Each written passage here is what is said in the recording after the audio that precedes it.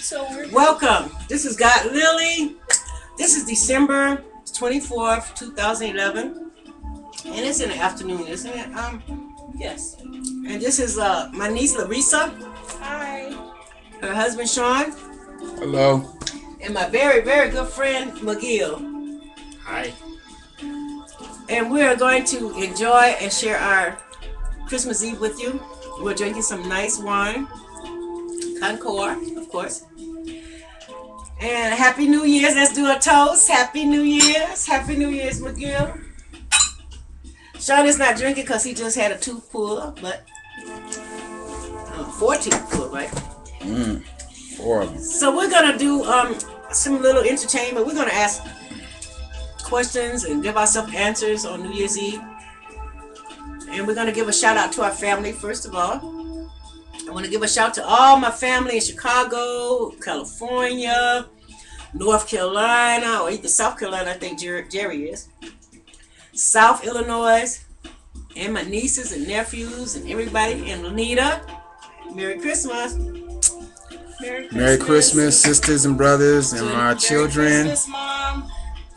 My daughters, China, Kamora, Deja. Merry Christmas. My brothers, Lance, LeVar, and my sister, Lavia. My mom, my dad. Merry Christmas. And thank you for everything. God bless. And God God bless bless. you all. So we're going to be here. They got questions for me today. And first of all, we're going to start, though, because my friend McGill, he came over. He comes over often. He brought me some wine. And we usually go some places together, sometimes to the show and kick it, go play pool. Sometimes I whoop him up in pool. Sometimes he lets me whoop him up in pool. I have to say it like that. But anyway, he bought a burrito and he was eating it. And I was looking at him like, okay, he's Mexican. He got a big old burrito, right? Right. But he saw the way I was looking. He said, did you think the burritos come from Mexico? I said, yes, I do. But he's going to tell us the real deal on that one. So, Miguel, where did burritos come from? Do you know? Or? No, I have no idea. I just know the burritos is not from Mexico because I am from Mexico and the place where I'm coming from, they don't know burritos at all. Hey, you don't eat burritos in Mexico? No. So what do you eat? Real Mexican food, tacos, You do have tacos, though. tacos, Enchiladas. enchiladas. But not burritos? Chili rellenos? No. No chili rellenos? No, chile rellenos, yes, but no burritos. But no burritos. Not at all. So why did we think burritos come from Mexico? Why do we think that? I don't know. Because you tell me a burrito, I know that's Mexican. Yeah. But now I'm finding out it's not Mexican. Well, American Mexican. Oh, Yes. maybe American Mexicans did that. Yeah, With maybe. the Indians. No, that don't make sense. Maybe from I hear about it. They started in Juarez, Tijuana, states close to between Mexico and the United States, but not from Mexico. Oh, guana. Yeah, like I say, if you go You into mean Tijuana? Tijuana or Juarez. Mm-hmm.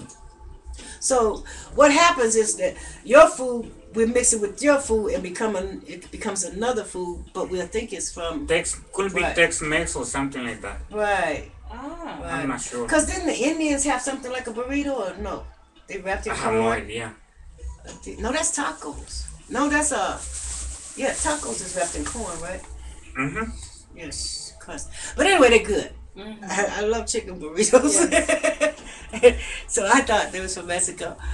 And I have been to some really nice Mexican places with him eating. Oh God, the menudos. That's Mexican. Noodle. Is Yes, that it really is. Mexican? Uh-huh. I love noodles. I do I too. love Man, noodles. yes, I do. too.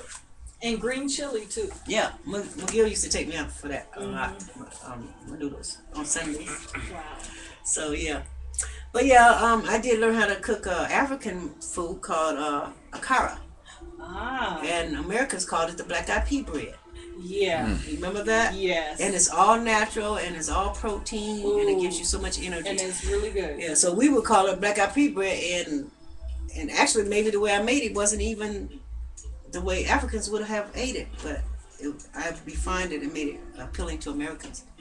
See? So yeah, we're gonna go ahead on with the show. She got some. I'm smoking my medical, of course, because I don't take pills or medicines or anything.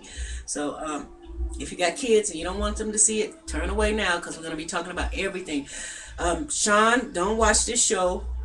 Sheila, do not watch this show with your children, because we're gonna talk about sex, something that I had to do to get you here, but you won't allow me to talk about. Okay, so turn now. Everybody else that's God's and can understand that, stay. Go ahead. Okay.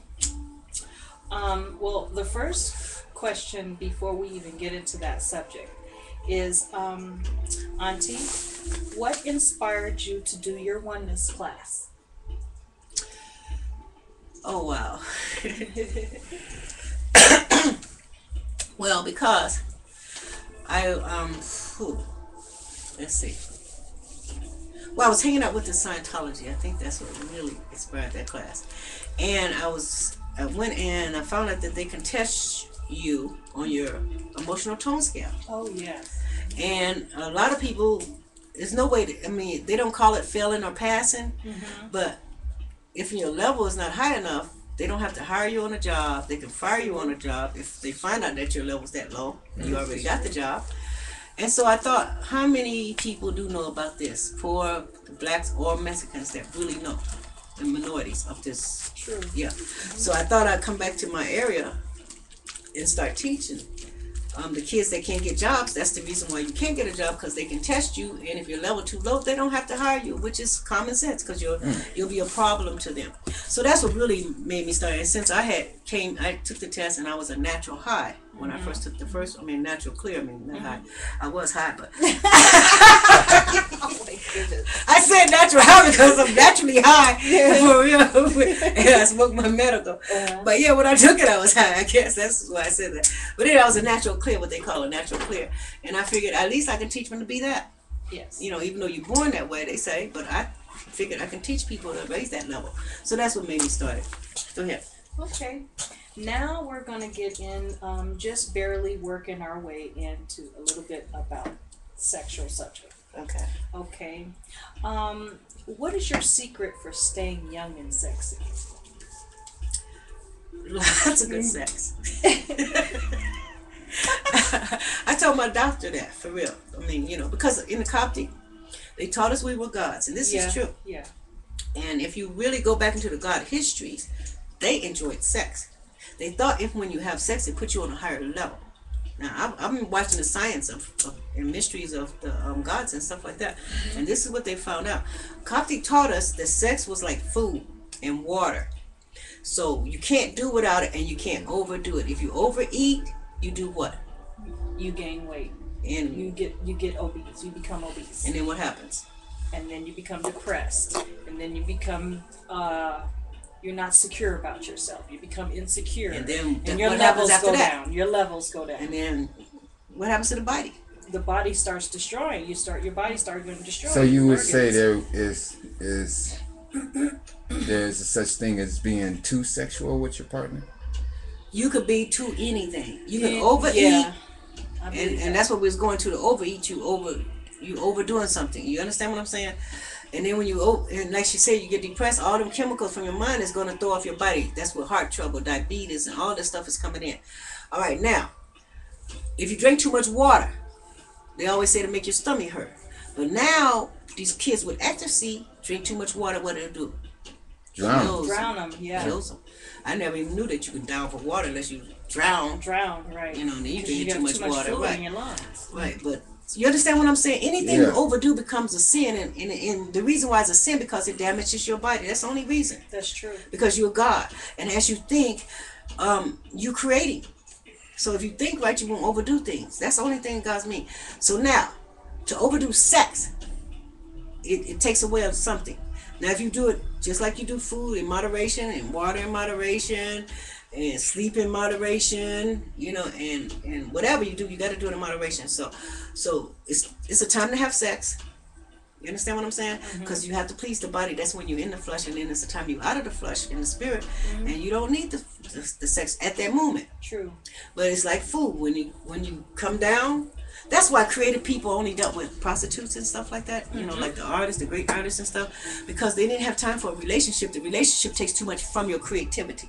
Because you got to give so much love and so much passion, and you got to do this. You got to make sure that partner's so pleased. That's why Jesus said you can't serve him and have a mate for real. That's true. You really can do it if you just serve God, because then you can please God, and that's the You God mean in you at all times. Do you mean putting him first? Putting the Well, Lord God first? is in you. Yeah. Yeah.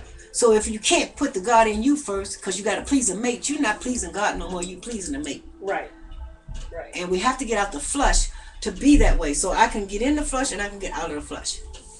I mean, I can have your man come over here, one that I really, really love or like. But if I'm not supposed to have sex at that time, I will not do it. Right. And they can take off their clothes and do the things and all that to me. It ain't because I don't want them. It's because I know to control myself. And if I was to let you control me, then I am no longer in control. That's true. You see? Wow. That's true. Wow. Think of it that way. Well, maybe that's why I didn't lost control of myself at times. Well, everybody I mean, does. Everybody does. I guess I was the aggressor. You know what I'm saying? In a relationship at one time, to where I just wanted it. Sex. Sex. Well, guess what? My husband just told me, because the last few weeks we have not had no sex, because he is not in the mood. You understand what I'm saying? And then he had, I hate to say it, and I saw this on Dr. Oz show, that this lady was getting ready to marry this guy, and he wanted her to know, it was a black man, though, you know, because they really highly sex.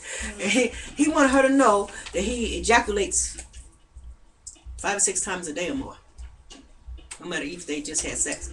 So I'm thinking I was in the only marriage like that with my last husband, because that's what he done. We could just have sex, and he still needed to do that for himself. And then he got used to being by himself, and he could do it to the news ladies. Them was all his women. He know them by name. He have a personal relationship with them in the morning. And when I interrupted that, he would get mad at me. I'm like, Dad, I'm here. Hey! Personal relationship. I can't have nobody else to come over. You're here. So that's why, I mean, you know, some things just don't work. You outgrow each other, whatever that is. That's whatever. true. I mean, that was a great pleasure for him. Why should I take that from him? Why should I say it's wrong? That's what I'm saying, that we should never, whatever God had put in a person, if you over sex, God did that, not man. Right. You understand what I'm saying? How come I can't expect you to think that and be like me. Right. You can't expect me to be like you, because we're all different creations. Creations. So what I want people to do is think like God. If you got something wrong, or what society says wrong, then we should find what's good about it. For the simple reason, you here for a reason. Yeah. Right. And if everybody was to think and act like that's not even what God wanted, or He would have created us all the same. Right. So go ahead. Kind of back to what we were just talking about, but it's a different question. Do you think sex is healthy for you? Yeah. Like I said, but too little or too much. Now, I come from a family where women give up sex. They thought after having a bunch of kids, if they gave up sex, they could be virgins again, I guess. So in their mind, oh, I don't have sex. And I'm like, Dad, what do you do? But it makes you sick. Yeah, my mother did it, my sister did it, your grandma could have sex, you know that. And they get sick and cranky and everything goes throwed off and stuff. I know, man, it's a lot of problem, but we're here for a reason, to deal with each other. If you came here in this life as a woman, you should be able to deal with it. If you came as a man, you should be able to deal with it. You know what I mean? But if you came as both, then you should be able to deal with that. You know, in this lifetime. Go ahead. See, in my sense, I would, I don't know, because my mate wasn't as sexual, I would venture off to other women, which would eventually make me feel bad or less about myself, because you're a man. Right, and I was in love with that woman. You know, and I didn't want the other woman, I just wanted the sex. Yeah. So, I mean, because see, people don't stay in love forever, and I don't even know why we even think that we should. That's the problem. God ain't made us that way for real. You know, we supposed to love, but I really don't see where He gave us a marriage license. You see what I'm saying? We are God's in the beginning. You see, and we didn't belong to each other. Yeah, and if you watch the history of the gods, you'll see that. But then man started, we started doing The it land of the law. when we with the flush, you see. Yeah. Yeah, because see, men, but then what they don't realize, women, it's the problem. They the ones that have the most sex, sure, desire. I don't know why they always think it's the man, because if Eve hadn't went and got from the fruit and got the sex first, Adam would have never done it. He wasn't that curious, I guess. But she got it first. She was the one that got the fruit from the tree, which was the serpent in the tree, which was really the God that God made at 1st that could transform himself into a serpent and came out that tree and screwed Eve. And then screwed Adam. It's just like that movie they got, that what this thing they created could have both sex. I forgot the name of that movie. I had it. But that's the beginning. That's what they're showing you in these movies. Back to the beginning. God first person he made was male and female.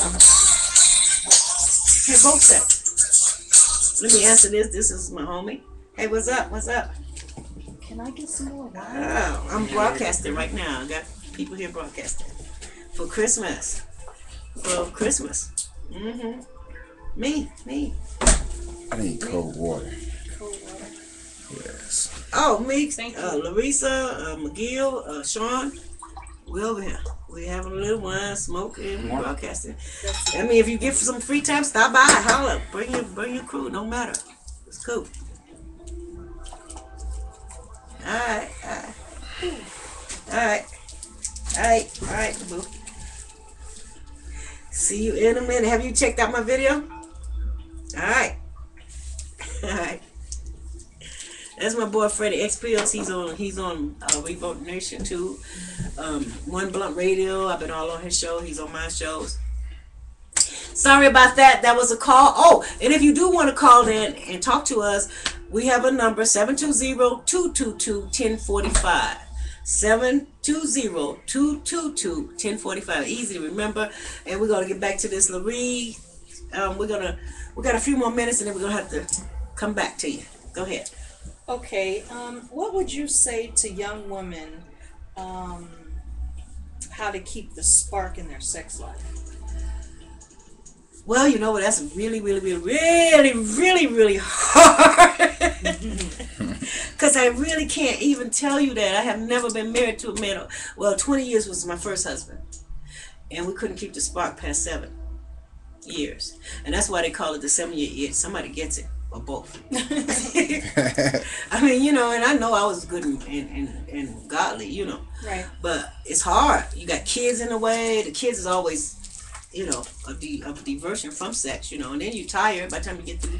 And then the stress of the world, because of nowadays there's money problems, and it's hard for a man to look at that woman that he really love and know he ain't supplying her need, when it's easier for some woman to just say, hey, I like you, I want to just fuck, and they go fuck.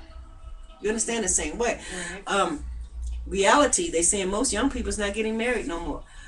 I saw that, the statistics, they just living together or just having a relationship, and then when that's over, they're gone, because when you got oneness with God, for real, you really ain't gonna let nothing get in your way. Now, we're gonna have to have marriages so that the people can have kids and have a family, but very few people stays together forever. I can tell you that. So the ones that do are very fortunate. Is what you I think you should take whatever time you got with a person and enjoy that. And when it wears off, you gotta be ready to move on, because you only start making each other miserable, and then you start getting sick. You can't make each other miserable. The Bible will tell you that. Separate before you have arguments and fights and stuff. He tell you that. Yeah. So you can't have God in misery and fuss, and that's why I let my husband go. You know what I mean? I wanted him. I wanted my husband. I had fun with him. I loved him. You know what I mean? He was very creative and everything. But if you don't want me no more, and the spark is gone, why should I stay with you until I hate you? Right. Yeah. You know what I mean? Yeah. And why should I keep trying to hold on to him and tempt him to stay with me when he's going to be more miserable? Right. Yeah. So I love him so much till I let him go, so he could be happy, but we could still work together. I don't have to be the one that you lay down with. especially if I'm not feeling nothing like that either. It's not all great. So, we're gonna cut it off here, and we're gonna come back, and we're gonna talk some more. God bless you. This is God Lily and God Lorene. bless Let's give you a toast again. A toast. Thank you, McGill, my love. That's one of my loves. Ladies, he's a businessman. He has his own business. So, ciao.